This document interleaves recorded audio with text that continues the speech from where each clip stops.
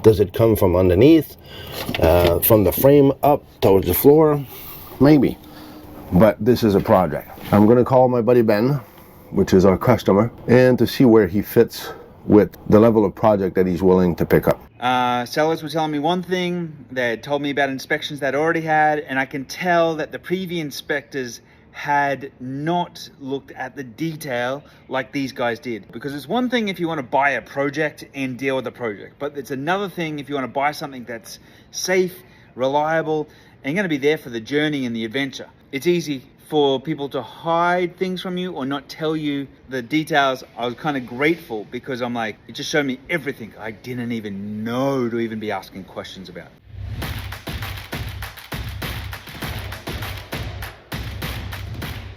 It's RV inspection day, and today we are in Dover, Florida, about to inspect this 2021 Fleetwood Flair 35R. Now stick around. We don't know what we're going to find. Our customer says, find something if we need to.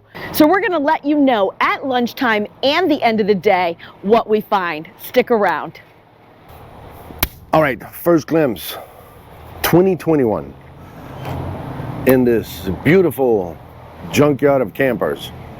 No, it's not a junkyard. I think it's a museum. Listen, we got an Avion over there. We got, I think it's a Wilbur over there. Trail, whatever. Coming up here, I always think of those Ace, Vision, you know, made by the gigantic Thor manufacturer. So that was the fear of, oh, geez. And then when my wife says Fleetwood, oh yeah, okay, Fleetwood. That's where there's a difference right away. I can see the consistency. Again, even if this is a 2021, the consistency of sealant that is there, that is stained there, that didn't move.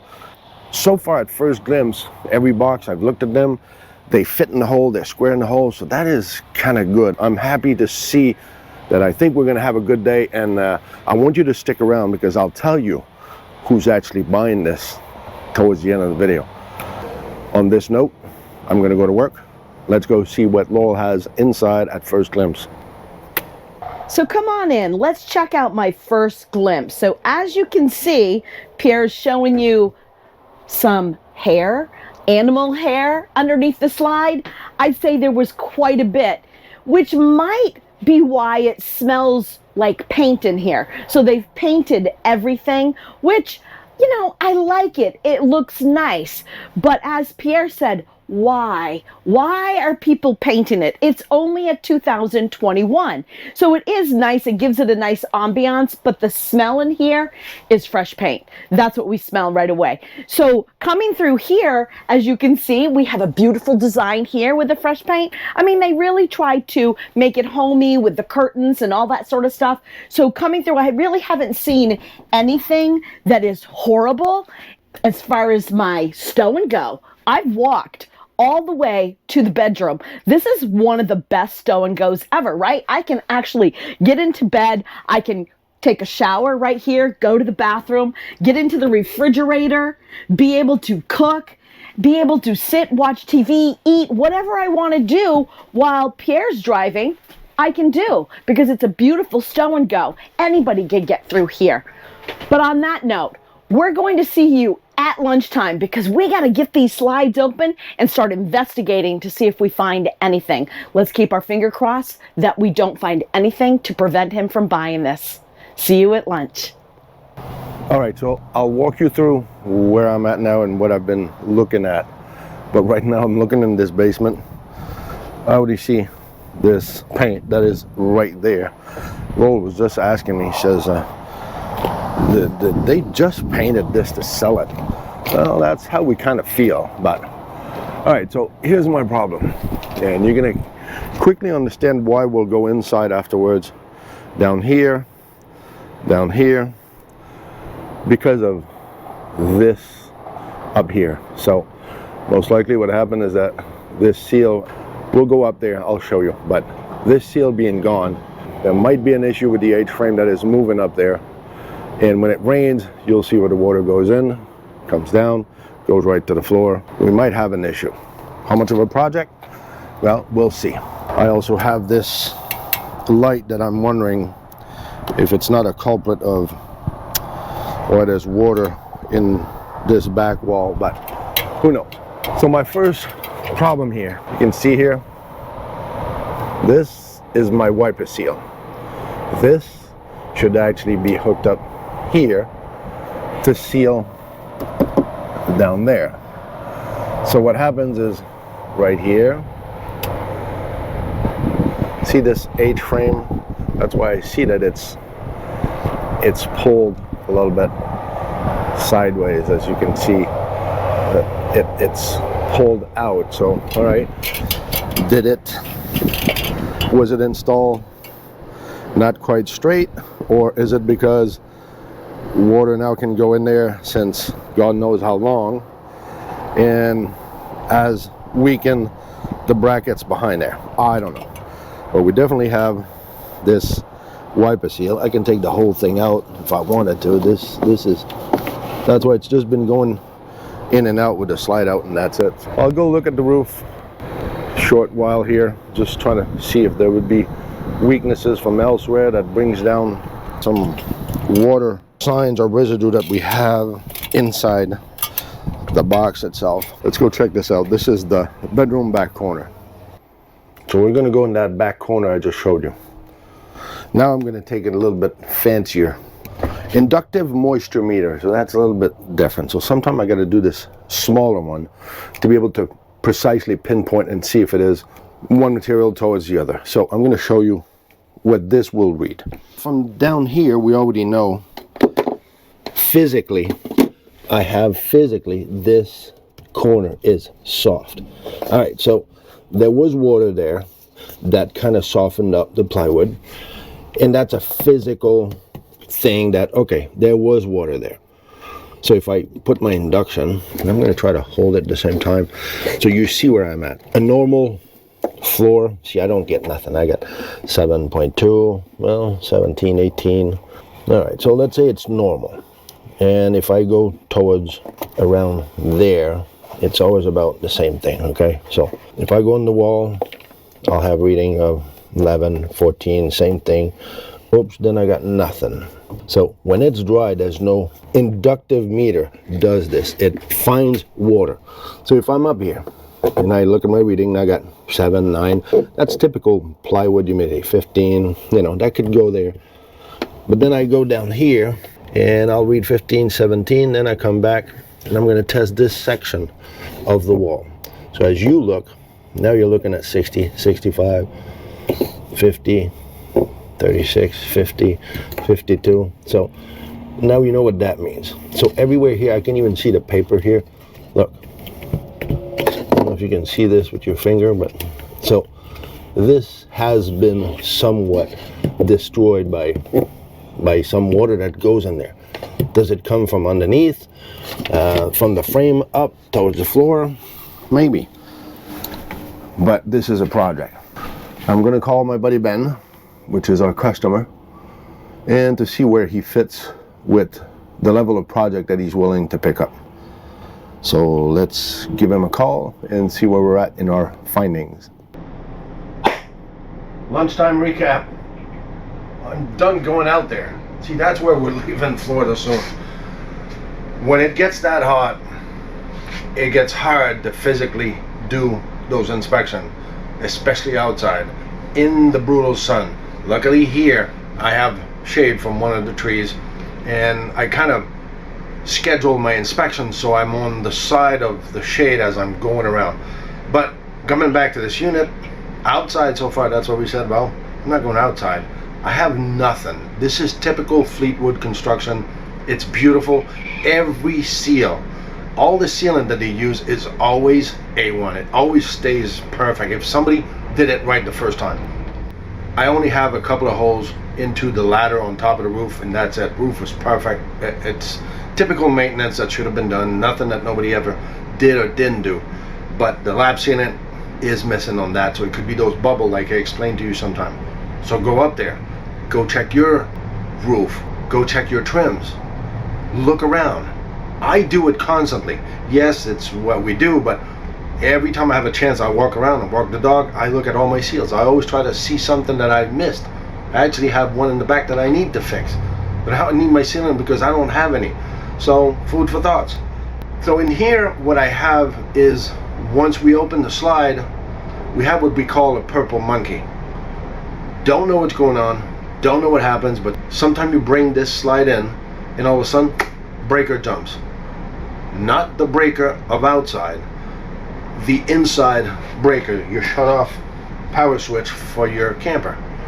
So there's definitely a lack of voltage or something going on, but it charges, it does what it's supposed to do. After lunch, now I'm kind of behind because we talked to the customer, but I will test my batteries in here, because when this purple monkey appears and we run out of power, I actually have a flash of light coming out from this box down here, because those batteries are underneath my feet. Typical gasser. I don't know, let's go check what Laurel has for lunch. You want to see my lunch? It's in here. He said he wants to see lunch. There it is. So it's lunchtime, and we've had quite a morning already. And yes, we made that dreaded call to our customer. We showed him everything, but he still wants us to complete the inspection, even though we found a few things that are kind of, I'm not sure that he's going to buy it. One of the first things that we noticed when we walked in was we immediately smelt paint, because they've gone in here, they've painted everything. Not really nice. Probably should have hired someone that is more particular. But anyways, sometimes that's kind of like that red flag that somebody's hiding something when the smell is paint and it's just quickly kind of slapped on.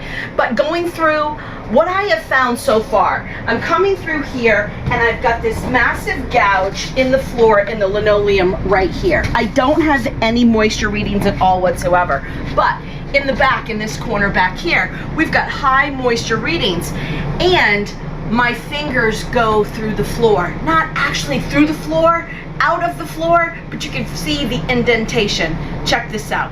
Okay, so we're in the back bedroom over here, and earlier this morning, Pierre and I found moisture readings here on the floor, where I did end up Skyping with the customer. I should say we ended up Skyping. You can see this movement. This is a big soft spot right there. Not only is it soft there, but it's also soft on the wall. So let me come back here and be able to show you this. You see that? You see the wall moving? That's soft. High moisture readings here in the wall, in the bedroom. So you also saw that I was pressing my fingers into the wall? Yes, so right there we've got very high moisture readings. The other thing, coming into the bathroom, looking at the linoleum on the floor where the toilet is, you can see the difference of discoloration in there, as well as everything is lifted in the front, right? So all that linoleum's lifted up. This is 3 years old, guys. I mean, it's a Fleetwood, so Fleetwood Flairs are really well-known RVs. The fact that all these renovations are in here already kind of has a little story behind it, and we're still digging. But let me show you one more thing. Let's go into the bedroom.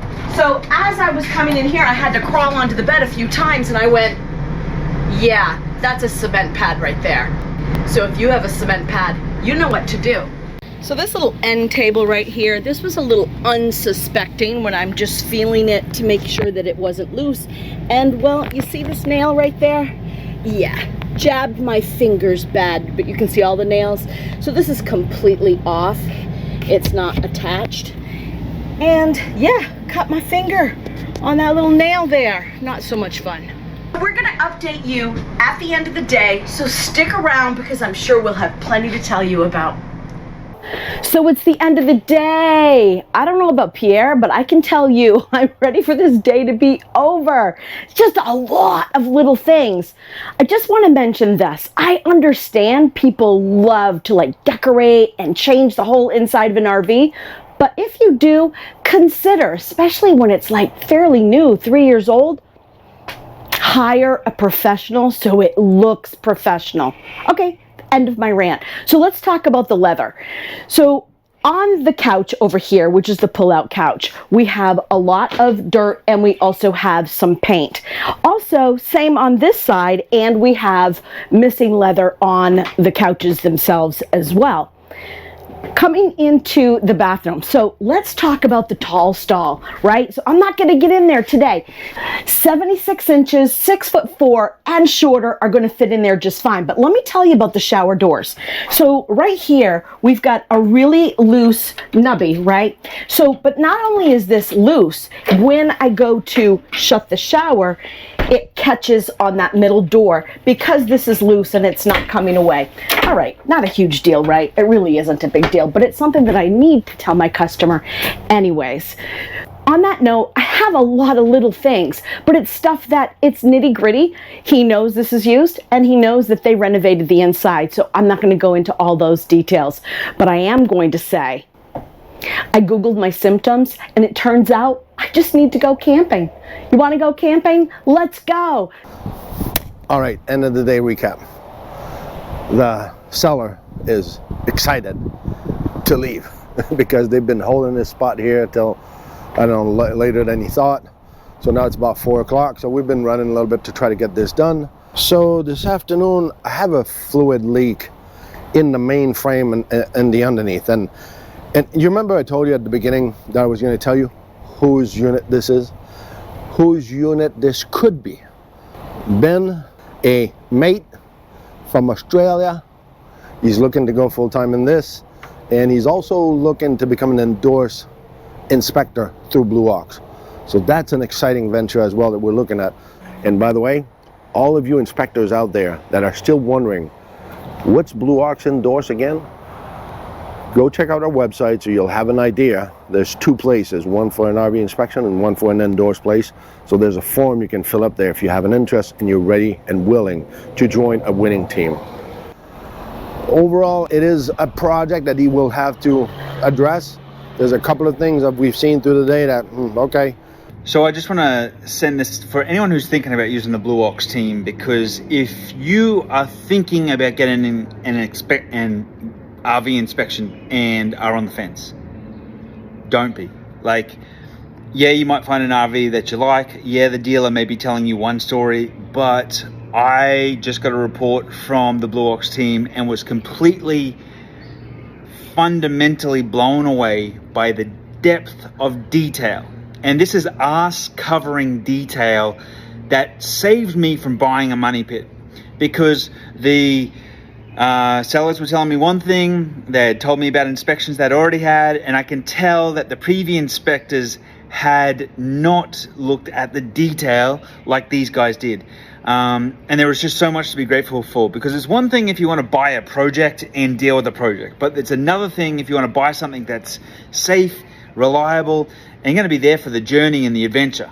So if you want a project, great, you know the projects you need to tackle, right? And you can quantify them in thorough detail, not just being surprised by like, oh crap, another thing. Because let's face it, in the world of RV, there is always something. But the reality is, if you want an inspection that gives you peace of mind, that helps you understand the facts, and helps you justify or understand some of the details as to what may have happened or what may have been hidden from you. Because it's easy for people to hide things from you or not tell you. And I am just eternally grateful for the sheer honesty and depth of detail that these guys go into generating an inspection report. So if you need an inspection report, I can't recommend this team highly enough. And if you're on the fence, get off the bloody fence, pull the trigger. This is the team you want to help you cover your assets. I can promise you it's going to be something that's going to be well worth your time. Even when they sent me the report and had all the details, I was kind of grateful, because I'm like, it just showed me everything I didn't even know to even be asking questions about. And that's priceless, absolutely priceless. So what I've paid them to do an inspection report is nothing, because I know from some of the repairs, I would have been well over $20,000 in repairs. And that's not the shit I want to be dealing with. So remember, and do never forget, It's not about the destination, it's all about the journey.